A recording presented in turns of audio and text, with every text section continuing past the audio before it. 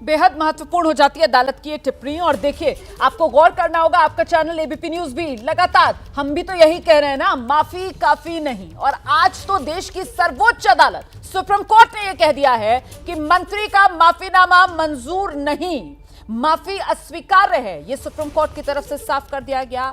और अदालत की तरफ से मंत्री का जो बयान है उसकी जांच का जिम्मा अब एसआईटी को सौंपने के निर्देश दे दिए गए। एसआईटी जिसमें 3 आईपीएस अधिकारी होंगे जो मध्य प्रदेश के नहीं होंगे, जिसका नेतृत्व आईजी रैंक के अधिकारी करेंगे। और मध्य प्रदेश के डीजीपी को कल सुबह 10 बजे तक इस एसआईटी का गठन कर देना है। एसआईटी की मॉनिटरिंग सुप्रीम कोर्ट नहीं करेगी, लेकिन बावजूद इसके सुप्रीम कोर्ट की पैनी नजर बनी रहेगी, क्योंकि स्टेटस रिपोर्ट इस एसआईटी को अदालत के सामने रखनी होगी। और उसके लिए तारीख 28 मई अदालत की तरफ से मुकर्रर कर दी गई है। मैं जरा जल्दी से आपको लेकर चलूंगी। हमारे साथ हमारे सहयोगी अंबुज भी इस वक्त मौजूद हैं, भोपाल से इस वक्त हमारे साथ मौजूद है। अंबुज, हमने देखा किस तरीके से मंत्री का यह विवादित बयान और इसको लेकर पक्ष विपक्ष में जोरदार आर पार। अब आज तो सुप्रीम कोर्ट की तरफ से जब इतनी महत्वपूर्ण टिप्पणियां आ गई हैं, ऐसी टिप्पणियां जिसके बाद तो शायद ही कोई लाग लपेट का रास्ता बचे मोहन यादव सरकार के पास। मंत्री जी के पास तो बोलने के लिए वैसे ही कुछ नहीं बचा है। क्या लगता है आपको, अब कोई एक्शन लिया जा सकता है क्या? सियासी गलियारों में किस तरीके की चर्चा है? मंत्री विजय शाह की कुर्सी जाना तय, अंबुज? जी देखिए, बिल्कुल रुमाना, ये जो कोर्ट में गए थे विजय शाह, उनको ये उम्मीद थी कि कहीं ना कहीं उन्होंने जिस तरीके से माफ़ी मांगी है, बार बार माफ़ी मांगी, तो उनको राहत मिलेगी। लेकिन ये माफ़ी काफ़ी नहीं थी और यही बात कोर्ट ने भी दोहराई है।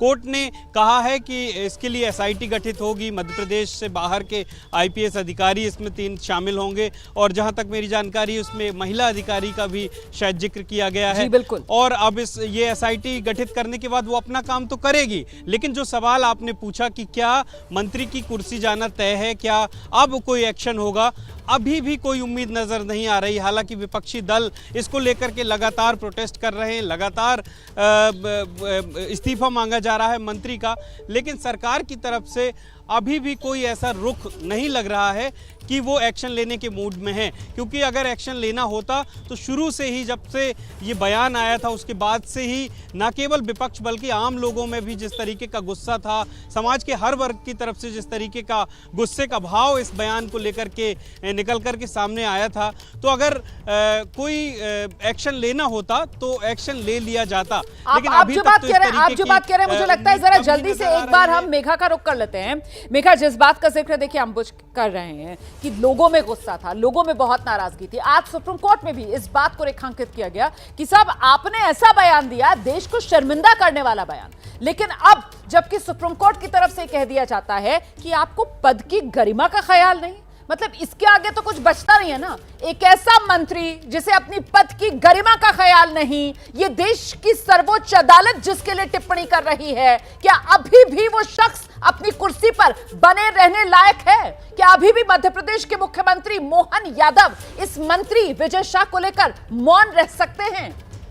रोमाना, मुझे लगता है अब ये थोड़ा मुश्किल हो जाएगा मोहन यादव के लिए कि ये मंत्री को अब भी अपने मंत्रिमंडल में शामिल रखा जाए। मुझे लगता है जिस तरीके की टिप्पणी आज सुप्रीम कोर्ट ने करी है, जो शब्दावली का इस्तेमाल हुआ है, उसके बाद, और सिर्फ ये मोहन यादव की बात नहीं है, पूरे भारतीय जनता पार्टी की भी बात है रोमाना। और भारतीय जनता पार्टी के अध्यक्ष यहाँ दिल्ली में बैठे हुए हैं। मेरी जानकारी के हिसाब से उन्होंने भी मध्य प्रदेश में फोन उठाकर बात की थी जब ये मामला गरमाया था शुरू में कि क्या हुआ, कैसे हुआ, क्यों हुआ और कैसे क्या सोचकर इस तरीके का बयान दिया गया था। तो बातचीत तो उन्होंने भी की है, उनके भी दिमाग में और इनकी भी आंख में पता है कि ये क्या हो रहा है। सारी चीज सुप्रीम कोर्ट दिल्ली में हो रही है, तो मुझे लगता है कि किसी ना किसी तरीके की दखल तो अब होगी। रोमाना, जो मेरी समझ है वो ये है कि दखल अब पार्टी करेगी। मोहन यादव से मुझे लगता है कि अब ये बोला जाएगा कि इनको मंत्रिमंडल से अब बर्खास्त करने का समय आ गया है। मैं आपके साथ पूरी तरीके से सहमत हूं मेघा, मैं आपके साथ पूरी तरीके से सहमत हूं, लेकिन मुझे लगता है यहां पर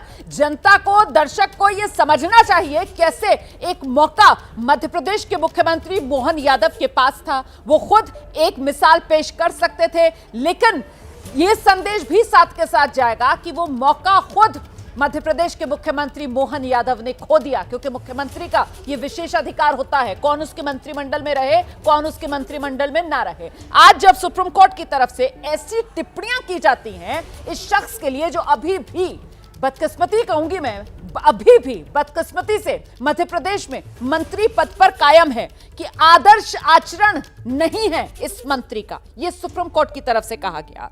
पद की गरिमा का इस शख्स ने ख्याल नहीं रखा, यह सुप्रीम कोर्ट की तरफ से कहा गया। और अब इसीलिए मेघा, जिस बात का जिक्र आप कर रही हो कि जरूरी हो जाता है कि पार्टी विद अ डिफरेंस, चाल, चरित्र, चेहरा, जिस पार्टी का राजनीति में अन्य दलों से अलग है, खुद पार्टी की तरफ से दावा किया जाता है, अब उसी पार्टी का केंद्रीय नेतृत्व मध्य प्रदेश के मुख्यमंत्री मोहन यादव को उनका राजधर्म याद दिलाए, क्योंकि ये शख्स तो खुद कुंडली मारकर बैठा हुआ है, ये तो इस्तीफा देगा रुमाना, वेल ये अगर इस शख्स को खुद से शर्मिंदगी महसूस होती रुमाना, तो शायद पहले या दूसरे दिन जब उन्हें समझ आ रहा था कि पूरे देश में आक्रोश है इनके एक बयान पर, तो शायद ये इस्तीफा दे देते, मगर इन्होंने नहीं दिया इस्तीफा। उसके बाद the buck stopped at the chief minister. Chief minister साहब को अगर ये बात समझ में आती तो वो बर्खास्त कर देते, वो भी नहीं हुआ।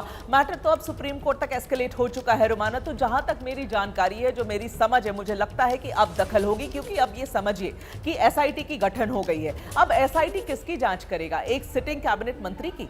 एसआईटी को भी तो निष्पक्ष जांच करने के लिए ऐसा इंसान, भाई ये तो मुश्किल हो जाएगा ना एसआईटी के लिए कि वो सिटिंग कैबिनेट मंत्री है, क्या वो अपना दबाव लाने की कोशिश नहीं करेगा? क्या वो अपना इन्फ्लुएंस यूज करने की कोशिश नहीं करेगा? यही तो डर रहता है कोर्ट को। तो क्या मोहन यादव को फिर कल सुबह जब एसआईटी गठित होगी उसके पहले ही आज इनको अपने मंत्रिमंडल से बर्खास्त नहीं कर देना चाहिए? बिल्कुल कर देना चाहिए। अब और किस चीज का आप वेट कर रहे हैं? जिस तरीके की टिप्पणी हाईकोर्ट ने करी है और फिर सुप्रीम कोर्ट ने कही है, जब हाईकोर्ट इसे कैंसरस और डेंजरस इनको कहता है, सुप्रीम कोर्ट कहता है कि आपके शब्द ऐसे हैं कि पूरा देश शर्मिंदा है, इसके बाद मुख्यमंत्री जी किस चीज का इंतजार कर रहे हैं? एसआईटी की गठन होने का भी आदेश हो गया है। तो अब क्या होना चाहिए? कायदे से रोमाना, मुख्यमंत्री जी को इनको बर्खास्त कर देना चाहिए, या उनको कह देना चाहिए कि भाई आप खुद से ही रिजाइन कर लीजिए, 7 दिन का समय और निष्पक्ष तरीके से जांच करने का मौका तो दीजिए इन 3 आईपीएस अफसर को, कोई सही बता सके सुप्रीम कोर्ट को कि भाई क्यों इस तरीके के शब्द यूज किए गए कर्नल सोफिया कुरैशी के बारे में।